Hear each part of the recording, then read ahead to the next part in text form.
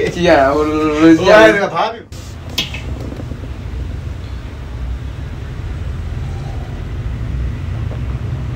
အားလုံးပဲမင်္ဂလာပါကျွန်တော်နာမည်ကျွန်တော်ဖြစ်ပါတယ်ကျွန်တော်ချင်းနေရေးပါတယ်ဆိုပါခင်ဗျာ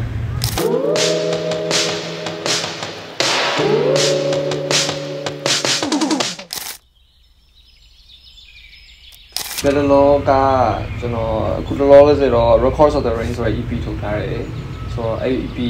ခုမှထုတ်ထားတာဆိုတော့အဲ့ဒါလေးကိုပဲဆက်ပြီးတော့ promote လုပ်နေတယ်ပြီးရင်တော့ single လေးလက်ခံရကထုတ်ဖို့ရှိပါတယ် Records of the Rain ဆိုပြီးတော့စခဲ့ဟုတ်ပေါ့နော်စချင်းတော့ကျတော့တပုတ်ချင်းစီမျိုးထုတ်ဖို့ဆိုပြီးတော့ပဲတချင်းတွေလုပ်နေတာပေါ့ဂျားထဲမှာတိတ်ကငါတို့ထုတ်ပြီးကြတဲ့တချင်းတွေရေးနေတာရှိတယ်ဒါပေမဲ့ပြီးသွားလည်းမထုတ်ဖြစ်ဘူးတချင်းတွေကပုံနေတာပေါ့အဲ့လိုမျိုးဘက်ထဲမှာ6ဖို့လောက်ရှိနေတာဘာလို့လဲမထုတ်ဖြစ်တာလဲဆိုတော့စိတ်မပါဘူးဖြစ်နေတာပေါ့ထုတ်အဲ့နဲ့နောက်ဆုံးကျတော့ဒီလက်ထဲမှာပဲထားတာမကောင်းဘူးပေါ့ထုတ်မှဖြစ်တော့မယ်ပြီးတော့ကျွန်တော်လည်းအဲ့လိုမျိုး listeners တွေနဲ့အဆော့တဲ့ပြတ်နေတာအားကြပြီဆိုတော့ကြာထုတ်မယ်ဆိုပြီးစဉ်းစားလိုက်တော့ Gary တပုတ်ချင်းစီထုတ်မယ်ဆိုရင်ကျတော့ခဏ promote လုပ်ပါမယ်ဒါပေမဲ့ EP အနေနဲ့အားလုံးပေါင်းပြီးထုတ်လိုက်မယ်ဆိုရင်ကျတော့တစ်ခါလည်းပဲတေချာ propose လုပ်နိုင်ပြီးရဆိုတော့ကြာအဲ့တစ်ခါလည်းပဲထုတ်လိုက်မယ်ပေါ့အဲ့နဲ့ဒီ EP အတွက်ကို5 minute စင်တူတဲ့ဟာလေးပေါ့နော်အဲ့လိုမျိုးလေးပြန်ပြီးတော့ရှာလိုက်တယ်တွဲလိုက်တယ်ပြီးတော့အဒီဘုတ်ရလာတယ်ပြီးတော့အဒီဘုတ်ကလည်းထူးခြားခြားအဲ့မိုးရဒီမှာပဲရေးခဲ့တဲ့ချင်းလေးဖြစ်နေတာပေါ့နော်အဲ့လိုမိုးရဒီမှာပဲရေးခဲ့တဲ့ချင်းလေးဆိုတော့ကြာ Records of the Rain ဆိုတဲ့နာမည်အကောင့်လေးမှာချက်ချင်းပေါ်လာတော့ဒီတာပဲပေးလိုက်တော့မယ်ဆိုပြီးတော့ပြီးဒီတချင်း၄ဘုတ်လုံးထဲမှာလည်းတို့ title song ဆိုပြီးပေးရတော့တဲ့ဒီမျိုး hype ဖြစ်တဲ့တချင်းမျိုးအဲ့လိုတီးတန့်ခွဲထွက်နေတဲ့တချင်းမျိုးမရှိဘူးဒီလို၄ဘုတ်လုံးကိုတန်းလုံးတန်းပြပဲကြိုက်တာဆိုတော့ကြာ title song ဆိုပြီးမပေးချင်ဘူးမပေးချင်တော့ကြာ Records of the Rain ဆိုပြီးတော့ပဲလုပ်ဖြစ်လိုက်တာပေါ့အလုံးလေးနည်းနည်းရှုပ်လာတော့ပေါ့အောင်ပြီးတော့တစ်ခါပဲ၄ဘုတ်ပေါင်းပြီးထုတ်လိုက်တာအဲ့လိုဆိုတော့တစ်ခါ promote လုပ်ရတော့ပုံချင်းစီအကြောင်းအရာဆိုရင်ဆက်စချင်းက Daisy က2022တော့ကျွန်တော်ရေးခဲ့တာပေါ့နော်အချိန်မှာရေးတာလေဆိုရင်ရန်ကုန်ကနေပြီးမဲဆောက်ရောက်သွားတဲ့အချိန်ပေါ့မဲဆောက်မှာနေနေတဲ့အချိန်မှာရေးထားတဲ့အချိန်ပေါ့အဲတော့ကပြတ်သွားတဲ့ relationship အကြောင်းကျွန်တော်ပြန်ရေးထားတာပေါ့နော်တော်တော်များများဒီ Daisy ထုတ်လာတော့ကြာတော်တော်များများထင်ကြတာချစ်ချင်းချို့လေးပေါ့ဟာဘာဖြစ်လဲကြံဖြစ်တယ်ပေါ့ Daisy ကိုချီးမွမ်းထားတဲ့အချိန်ကိုထင်ကြတာပေါ့နော်ဒါပေမဲ့တကယ်ကမဟုတ်ဘူးDaisy နဲ့ဖြစ်ခဲ့တဲ့ဇလန်တစ်ပုဒ်အကြောင်းကျင်းချုံပြီးတော့ရထားတဲ့အပေါ်မျိုးကဘယ်လိုဖြစ်တယ်ဘယ်လိုဘာကြောင့်တက်တယ်ဘာကြောင့်ကွဲတယ်ဆိုတဲ့ဟာမျိုးတွေ Daisy ဘယ်လောက်လာတဲ့အကြောင်းလည်းပြောတယ် Daisy ဘယ်လောက်ဆိုးတဲ့အကြောင်းလည်းပြောတော့အဲ့လိုမျိုးပေါင်းပြီးတော့ထည့်ထားတာပေါ့နော် Daisy ကိုချီးမွမ်းတဲ့สิ่งမျိုးတော့မဟုတ်ဘူးပေါ့ဒီချင်းကကြတော့အဲ့ဒါ2020မှာကျွန်တော်ရေးထားခဲ့တာပေါ့ရေးပြီးတော့အကုန်လုံးလုပ်ခဲ့တာပေါ့စစချင်းလုပ်တော့ကတော့ဒီဂီတာလေးနဲ့ EU လေးပဲလုပ်မယ်ဆိုပြီးတော့လုပ်ထားတာဒါပေမဲ့အဲ့ဒီပေးကိုတည်းကဆောက share လုပ်ပေးလိုက်တော့ကြာချင်းကပို့ပြီးတော့ vibe ကောင်းလာလိုက်တာဟိုဒီချာလေးပို့ဖြစ်သွားတာတေယိုတာကေရမင်းရဲ့ပြုံးတွေကူရောကျွေးရမင်းမယောင်ကျွေးရှုံးလို့နေမင်းပြောင်းလေလာဝီဒီဘောကကျတော့နောက်ဆုံးတော့ကကျတော့ကိုရဲသွေးခန့်ရေးပေးထားပေါ့ကိုရဲသွေးခန့်ကကျတော့2021ကရေးထားပေးရဒါလည်းသူ့ရဲ့ဒီအပြင်ကတကယ်မှအပြင်မှာဖြစ်ခဲ့တဲ့အကြောင်းအရာကိုသူပြန်ရေးထားပေးရပေါ့အဲ့တချင်းထဲမှာဆိုရင်သူရေးထားတဲ့စစချင်းသူလှုပ်လို့ရဲ့အချိန်တုန်းကကျတော့ကျွန်တော်ဒီမိုဗာရှင်းလုပ်တဲ့အချိန်တုန်းကကျတော့ bright ပို့ဖြစ်တယ်လည်းပို့ပြီးတော့လင်းနေပေါ့နော်မြန် page လည်းပုံမြန် tempo လည်းပုံမြန်ဒါပေမဲ့ပြန်လုပ်မယ်ဆိုတဲ့အခါကျတော့ကျွန်တော်ပြန်စဉ်းစားရပေါ့နော်ဒီအများကြီးထားတဲ့အချိန်ပထမဆုံးဆိုတာဆိုတော့ကြာသူတို့ရေးထားတဲ့တေးရဲ့ဒီတကယ် real touch ကိုလုပ်ချင်တယ်ကြာသူတို့နေရာဖြစ်ခဲ့တဲ့အတွင်းထဲကဒီ story ကိုပြန်ပြီးတော့သူတို့ရဲ့ personal touch တွေထည့်ချင်တော့ကြာဒီတချင်း arrangement ကိုဒီချာပြန်လုပ်လိုက်တယ်ပေါ့နော်အရင်စစချင်းလုပ်ထားတဲ့ bright ဖြစ်တဲ့ဟာမျိုးမဟုတ်ဘဲနဲ့ဒီချင်းရေးထားတဲ့အတိုင်းပဲကြာဒီထဲမှာရေးထားတဲ့ပုံစံကကျတော့ဘယ်လိုလဲဆိုတော့ဒီ target ခံရတဲ့သူတယောက်ပေါ့နော်ဒါပေမဲ့ထားသွားတဲ့သူကတော့လုံးဝဆန္ဒဆက်ဖို့ဆန္ဒမရှိတော့ဘူးထန်ချန်ခဲ့တဲ့သူကတော့ဘယ်လိုပဲရတင်ကြိုးစားခြင်းနဲ့ဆန္ဒရှိတယ်ပေါ့။ကျိုင်းပဲအစိမ့်သက်ကြီးဖြတ်သွားတာဆိုတော့ကြာ unresolved ဖြစ်သွားတဲ့ဒီ relationship ပေါ့နော် unresolved ဖြစ်သွားတဲ့ problem တစ်ခုပေါ့။အဲအကြောင်းဒီချင်းရဲ့အဆုံးကိုလည်းကျွန်တော်ကပြန်ပြီးတော့မချလိုက်ဘူးဒီတိုင်းဆွဲတင်ပြောကြပဲဆုံးလိုက်တယ်ဆိုတော့တချင်းဆုံးနေတော့မထင်ရလဲဆိုတဲ့အချိန်မှာဆုံးလိုက်တာမျိုးပေါ့နော်။ပြီးတော့တချင်းရဲ့the whole vibe ကိုလည်းပြန်ပြီးတော့ dark ပို့ဖြစ်အောင် grand ပို့ဖြစ်အောင်လုပ်လိုက်တယ်ဆွဲဆန့်လိုက်တယ်ပေါ့နော်။ arrangement ကြီးပြောင်းလိုက်တယ်နောက်ဆုံးတော့လည်းအဲ့မှာ ပုံစံတစ်မျိုးပြဖြစ်သွားတယ်မင်းနဲ့နောင်ကြိုရီအငါပြေမရပေါ်လမ်းတီချင်ငါတယောက်တည်းနေစံသွားတော့မရောက်လာလေမတင်ပြေငါနေတိုင်းမျိုးရင်လေရှင်မောမေငိုနေတော့ without you ကကျတော့နောက်ဆုံးဒီလေးပုံလုံးထဲမှာကျွန်တော်နောက်ဆုံးရေးထားတဲ့ရှင်လည်း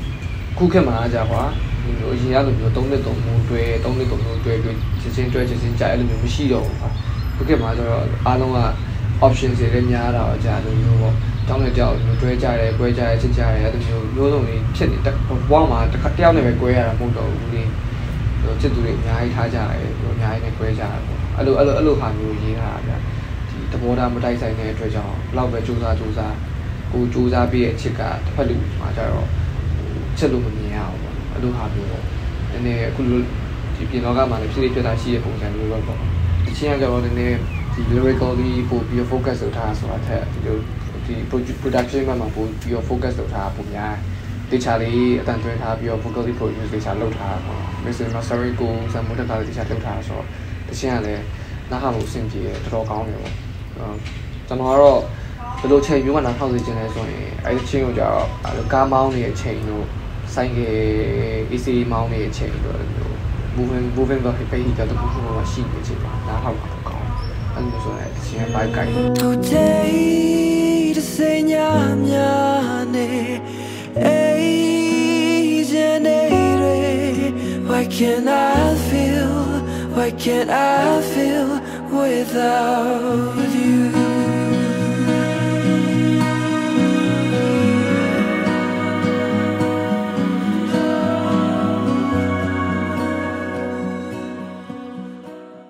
Now, song the book are tell me where to go. Tell me where to go. ကျွန်တော်ဖေးချောင်းပေါ့နော်ကျွန်တော်ကျတော့အဖေနဲ့လိုမျိုးဟိုသူတက်ရှိချင်ရှားရှိရဲ့အချိန်မှာတော့ကျတော့တခြားလေးလိုမျိုးဟိုကိုခံစားချက်သူခံစားချက်ပြောပြတဲ့အချိန်မရှိဘူးပေါ့တခြားဒါတို့ဂျာလေးနဲ့အဖေ relationship တွေလိုပါပဲတခြားမပြောပြကြတော့သူဆုံးသွားတဲ့အချိန်မှာလည်းကျွန်တော်နားမမရှိနိုင်တဲ့အခါကျတော့အဖေကိုrun and say grief ပေါ့နော်ကြော်ဖြတ်ဖို့အတွက်ရေးထားခြင်းလို့ပြောရမှာပေါ့Also, if you somewhere change, no, just no, Bangkok man, no long change so ja. Go look at the customer service so ja. Do you add to my name? Just so many name and amar. Long ni ay. Do you just got time pure ni ay. Kong grief logo di grief ko kong lo yong move on logo dre, cope logo dre, change ရှိခဲ့ပေါ့။ So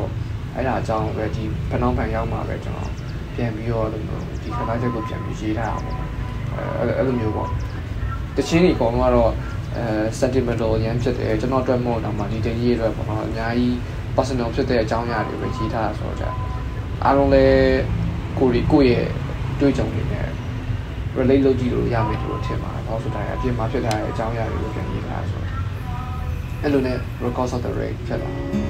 Hold on ကညာပဲဆို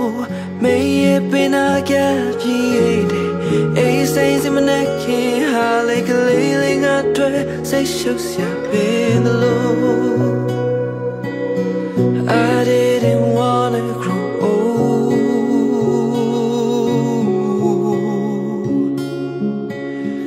ညာနဲ့ဖြစ်တော့ဝင်တဲ့ကိုကျွန်တော်လေးနေတိုင်းအဲ့ခါကကျတော့အရန်တဲ့ဖြစ်ရှိပြီးသားဖြစ်သွားတာပေါ့နော်ဘယ်လိုလဲဆိုတော့အဖေနဲ့ဖေကငယ်ငယ်တော့ကျတော့အဖေမိနဲ့ယူလာကြတော့ကျတော့အဖေကကြွားမှာလို့ဗီဒီယိုရုံထောင်ထားတာတိတ်တီဦးဆိုတဲ့ဗီဒီယိုရုံထောင်ထားတာပေါ့နော်ဆိုသူ့မှာဗီဒီယိုရေးကူးရေးငယ်ချင်းငယ်ရှိသူတကယ်သူ brand ရဲ့ဗီဒီယိုရိုက်ရတာဝတ်နာပါတယ်မာကက်မှာပဲဝယ်ထားတယ်အမေနဲ့သူနဲ့ယူတော့ကြတယ်ဖေက pre wedding ကိုထူးခြားခြားဖြစ်အောင်ဆိုပြီးတော့သူက music video လိုမျိုးပေါ့နော်ဒီပုံ5ပုံလိုက်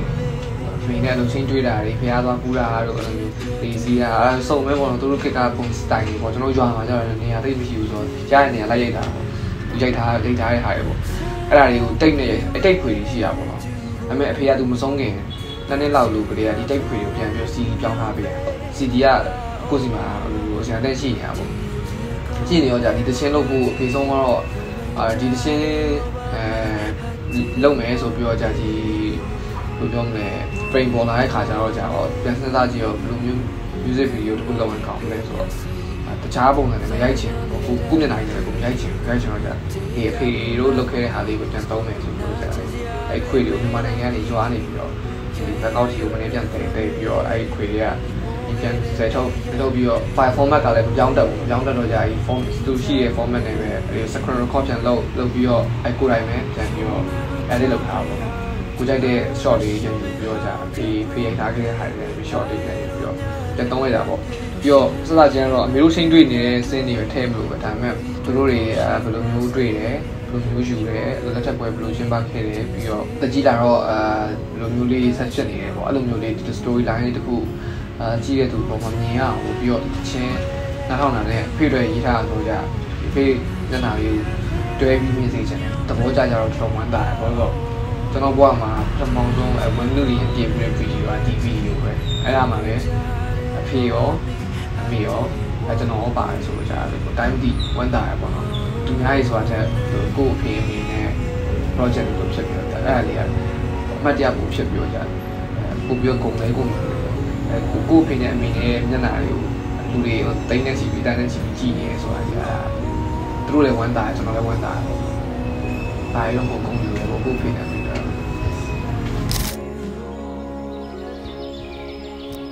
အခုကတော့ EV ထပ်ပြီးကစားဆိုတော့2လ3လတော့ပြန်နာပြီးတော့တရှင်းနောက်ထပ် single လေးတွေပေါ့နော်